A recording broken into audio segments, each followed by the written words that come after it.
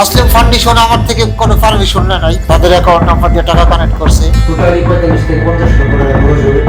এখানে আপনার 1 কোটি 20 লক্ষ টাকা একটা খরচ দেখাইছে। তার পরবর্তীতে আমাকে বললো যে আমি ওই অ্যামাউন্টটা সরাই দিচ্ছি। জানি না তারা কত টাকা পাইছে, সেটা আল্লাহ পাক জানে আর তারাই জানে। ব্যথায় ছটফট করছেন মীর ইব্রাহিম, আগুনে ঝলসে যাওয়া মুখ, অসহনীয় যন্ত্রণায় প্রতিটি মুহূর্ত যেন মৃত্যুর সঙ্গে লড়াই। তার দিকে একবার তাকালে চোখ ভিজে ওঠে। চিকিৎসকরা জানিয়েছেন তাকে বাঁচাতে জরুরি ভিত্তিতে উন্নত চিকিৎসা প্রয়োজন। পরিবারের দাবি চিকিৎসার জন্য লাগবে প্রায় ৪৫ থেকে ৫০ লাখ টাকা। কিন্তু একজন সাধারণ প্রবাসী শ্রমিকের পরিবারের পক্ষে এত বিপুল অর্থ জোগাড় করা প্রায় অসম্ভব। সৌদি আরবে কর্মরত অবস্থায় ভয়াবহ অগ্নিদগ্ধ হন রেমিটেন্স যোদ্ধা মীর ইব্রাহিম। দুর্ঘটনার পর তাকে দেশে ফিরিয়ে আনা হয়। তখন তার অসহায় অবস্থার কথা সামাজিক যোগাযোগ মাধ্যমে তুলে ধরেন মানবিক কন্টেন্ট নির্মাতা জুয়েল ভাই নামক ব্যক্তি। ভিডিওটি ছড়িয়ে পড়তেই দেশের বিভিন্ন প্রান্ত থেকে মানুষ সাহায্যের হাত বাড়িয়ে দিতে শুরু করেন। মনে হচ্ছিল হয়তো এবার নতুন করে বাঁচার স্বপ্ন দেখবেন ইব্রাহিম। এরপর পরিচিত বড় ভাই মামুনের মাধ্যমে তিনি সাক্ষাৎ করেন প্রবাসী কল্যাণ ও বৈদেশিক কর্মসংস্থান মন্ত্রণালয়ের প্রতিমন্ত্রী নুরুল হক নূরের সঙ্গে। বড় ভাইয়ের বন্ধুর মাধ্যমে প্রবাসী কল্যাণ মন্ত্রণালয়ে গেছিলাম নূর ভাই নূর সাথে দেখা করতে, প্রতিমন্ত্রী। সেখানে প্রতিমন্ত্রী আশ্বাস দেন সরকারি তহবিল থেকে যতটুকু সম্ভব সহযোগিতা করবেন। ঠিক সেই মুহূর্তেই বৈঠকে আকস্মিকভাবে উপস্থিত হন মাস্তুল ফাউন্ডেশনের দুজন নারী কর্মকর্তা। ইব্রাহিমকে দেখেই তারা প্রতারণার সুযোগ হাতছাড়া না করে প্রতিমন্ত্রীর সামনেই মীর ইব্রাহিমের সম্পূর্ণ চিকিৎসার ব্যয় বহন করতে ইচ্ছে পোষণ করেন। দেখা করতে যাওয়ার পর তখন মাসলুম ফাউন্ডেশন তখন আসছিল দেখা করার জন্য নূর ভাইয়ের সাথে। তখন মাসলুম ফাউন্ডেশন আমাকে দেখার পর প্রতিমন্ত্রীর সামনে বলছিল, হ্যাঁ পুরো দায়িত্ব যাই স্যার আমরা নিয়ে নিই, আর যত অ্যামাউন্ট লাগে পুরোটা আমরা নিয়ে নিই।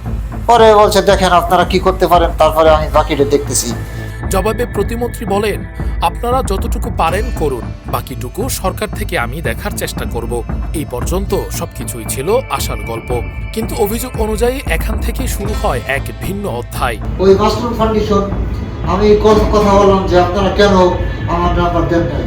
তারা বলছে দেখেন এটা আমাদের আইডিতে আমাদের নাম্বার দেওয়া থাকে, আমাদের নাম্বার দেওয়া আছে, এই জন্য দিই নাই আপনার নাম্বার, তো আপনার যতটা টাকা উঠবে পুরোটাই আপনাকে দেওয়া হবে। জুয়েল ভাইয়ের মাধ্যমে এবং সবার মাধ্যমে 20 মিলিয়ন ভিউজ হয়েছে। এতে আমার 20 লাখ টাকা যদি আমার এজেন্ট নাম্বার থাকতো, যদি আমার অ্যাকাউন্ট নাম্বার থাকতো অথবা আমার যদি এজেন্ট নাম্বার থাকতো, তাহলে আমার মনে হয় 50 লাখ প্লাস চলে আসতো। মীর ইব্রাহিমের দাবি সম্পূর্ণ চিকিৎসার আশ্বাস দিয়ে মাস্তুল ফাউন্ডেশন তার কাছ থেকে একের পর এক ভিডিও ধারণ করে।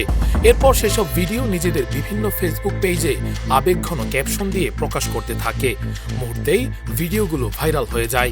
লাখ লাখ নয়, কোটি কোটি মানুষের কাছে পৌঁছে যায় একজন অসহায় দগ্ধ প্রবাসীর আর্তনাদ। মাসলুম ফাউন্ডেশনের উদ্দেশ্যে আমি যেটা বলি, সে আমার পুরো দায়িত্বটা নিতে চাইছে প্রতিমন্ত্রীর সামনে। তো সে আমাকে এখন কত কোটি টাকা পাইছে সেই জানে, আমাকে কোনো ডকুমেন্টস দেখায় নাই যে এত টাকা সে পাইছে। জানি না তারা কত টাকা পাইছে, সেটা আল্লাহ পাক জানে আর তারাই জানে। কিন্তু এখানেই দেখা দেয় প্রথম প্রশ্ন। ইব্রাহিম ও তার পরিবারের দাবি ছিল চিকিৎসার জন্য প্রয়োজন ৪৫ থেকে ৫০ লাখ টাকা, অথচ মাস্তুল ফাউন্ডেশনের একাধিক পোস্টে দাবি করা হয় চিকিৎসার জন্য প্রয়োজন ১ কোটি ২০ লাখ টাকা। স্বপ্রণোদিত হয়ে কেন এই অঙ্ক বড় করে দেখানোর চেষ্টা? এই প্রশ্ন ওঠার পর বিষয়টি নিয়ে যোগাযোগ করা হলে অভিযোগ অনুযায়ী সংশ্লিষ্ট পোস্টের ক্যাপশন পরিবর্তন বা সরিয়ে নেওয়া হয়। শুধু তাই নয়, মীর ইব্রাহিমের অভিযোগ তার অনুমতি ছাড়াই মাস্তুল ফাউন্ডেশন নিজেদের ফোন নম্বর ও ব্যাংক হিসাব ব্যবহার করে অনুদান সংগ্রহ শুরু করে। মাসলুম ফাউন্ডেশন আমার থেকে কোনো পারমিশন নাই, তাদের অ্যাকাউন্ট নাম্বার দিয়ে টাকা কানেক্ট করছে। তারা কত টাকা কি পাইছে তারা কোনো আমাকে কোনো বলে নাই যে আমি এত টাকা পাইছি, তোমার এত টাকা দিলাম। অথচ কোথায় কত টাকা জমা হচ্ছে তার কোনো তথ্য তাকে জানানো হয়নি। ভিডিওগুলো যখন সামাজিক যোগাযোগ মাধ্যমে ব্যাপকভাবে ছড়িয়ে পড়ে, তখন ইব্রাহিম তাদের সঙ্গে যোগাযোগ করেন। অভিযোগ অনুযায়ী তখন তাকে জানানো হয় পরবর্তীতে দেখা করে ১ লাখ টাকার কিছু বেশি দেয়া হবে এবং তার জন্য প্রায় ৩০,০০০ টাকা এসেছে। যে আমি বলছি দেখেন আমার তো এরকম টাকা আসছে, তো আপনাদের কিরকম কি আসছে। আমাকে সে বলে তখন ৪০ মিলিয়ন না, তখন মনে হয় ৩৫ মিলিয়ন না ৩০ মিলিয়নের মতো ভিউজ হয়েছে। তখন আমি জিজ্ঞাসা করছি, তখন সে বলে দেখেন টাকা আসছে, তো আপনাকে 20 দিন ডাকা হবে, তো 20 দিন মানে সামনেকালের কথা বলছিল, ডাকা হবে, তখন আপনাকে আশা করি 1 লাখ টাকার উপরে দেওয়া হবে। তো তখন আমি বলছি দেখেন আমার 1 লাখ, জি 1 লাখ টাকার উপরে দেওয়া হবে, আমাকে এটা বলছে। তারপরে বাকিটা এই ভাইয়ের কাছে বলছে যে 30,000 টাকার আমরা কানেক্ট করছি। এই বক্তব্য শুনে বিস্মিত হয়ে যায় মীর ইব্রাহিম। তার প্রশ্ন, যে ভিডিওগুলোতে কয়েক কোটি ভিউ হয়েছে, যেগুলো থেকে ব্যাপক সাড়া মিলেছে, সেখানে অনুদানের পরিমাণ এত কম কিভাবে হয়? প্রতিমন্ত্রীর সামনে যেখানে সম্পূর্ণ চিকিৎসা ব্যয় বহনের প্রতিশ্রুতি দেয়া হয়েছিল, সেখানে পরে কেন বলা হলো মাত্র 1 লাখ টাকার বেশি দেয়া সম্ভব? নূর ভাই কখনো বলে দেয় নাই আপনারা কি করতে চান, কি করবেন করেন, কিন্তু তারাই বলছে যে নূর প্রতিমন্ত্রীকে বলছে স্যার আমরা দায়িত্বটা আমরা পুরোটা নিতেছি, পুরোটা নিয়ে নিই। এরপর বিষয়টি নিয়ে অনুসন্ধান শুরু করে ফেস দ্য পিপল। অভিযোগগুলো প্রকাশ্যে আসার পর পরিস্থিতি বদলাতে শুরু করে। পরবর্তীতে প্রতিমন্ত্রীর উপস্থিতিতে মাসতুল ফাউন্ডেশন মীর ইব্রাহিমের হাতে 10 লাখ টাকা তুলে দেয়। কিন্তু ইব্রাহিমের দাবি এই অর্থ তার চিকিৎসার জন্য যথেষ্ট নয়, আর এটা প্রতিশ্রুতি ভঙ্গের শামিল। তার ভাষায়, আমাকে বলা হয়েছিল আমার সম্পূর্ণ চিকিৎসার দায়িত্ব নেবে, আমাকে দিয়ে ভিডিও বানিয়ে কোটি মানুষের কাছে পৌঁছেছে। প্রতিমন্ত্রীর সামনে বলছিল হ্যাঁ পুরো দায়িত্ব যাই স্যার আমরা নিয়ে নিই, যত অ্যামাউন্ট লাগে পুরোটা আমরা নিয়ে নিই। যদি সেই ভিডিও থেকে অনুদান আসে বা আয় হয়, তাহলে আমি কেন তার প্রকৃত হিসাব পাবো না? আমি অসুস্থ মানুষ, আমি শুধু আমার ন্যায্য প্রাপ্য চাই। প্রশাসনের কাছে অনুরোধ, পুরো বিষয়টি তদন্ত করা হোক। আল্লাহ পাকি জানে আমার কি অবস্থা হবে। তা আমি চাই আমার মাধ্যমে যে টাকাটা আসছে মাসতুল ফাউন্ডেশনে, ওইটা যথেষ্ট আপনারা দেশবাসী সবাই যারা আছেন তারা যাচাই করবেন ওই নাম্বার থেকে কত টাকা আসছে ভিডিও ছাড়ার পর, এবং তাদের অ্যাকাউন্টে কত টাকা আসছে, এটা যদি বের করা যায়, বের করে আমাকে আমার প্রাপ্য যেটা আমি পাই এটা আমাকে বুঝাই দেওয়া হোক, আমি এটা চাই।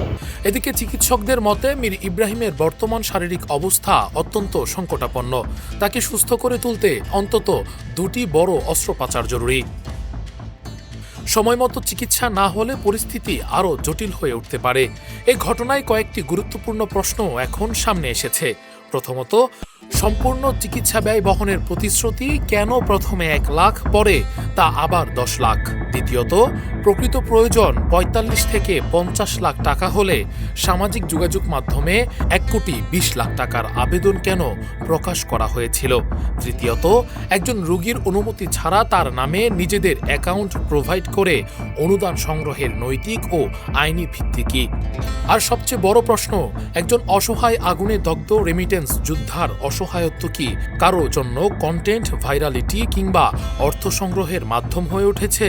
অভিযোগগুলোর সত্যতা যাচাই এবং অর্থের পূর্ণাঙ্গ হিসাব প্রকাশ এখন সময়ের দাবি। কারণ এটি শুধু একজন মীর ইব্রাহিমের গল্প নয়, এটি মানুষের বিশ্বাস, মানবিকতা এবং দাতাদের অর্থের জবাবদিহির প্রশ্ন।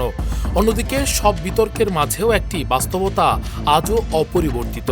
মীর ইব্রাহিম এখনও চিকিৎসার অপেক্ষায়। তিনি এখনও যন্ত্রণায় ছটফট করছেন। এখনও তার সামনে বেঁচে থাকার লড়াই। রাকিবুল ইসলাম রইস, ফেস দ্য পিপল।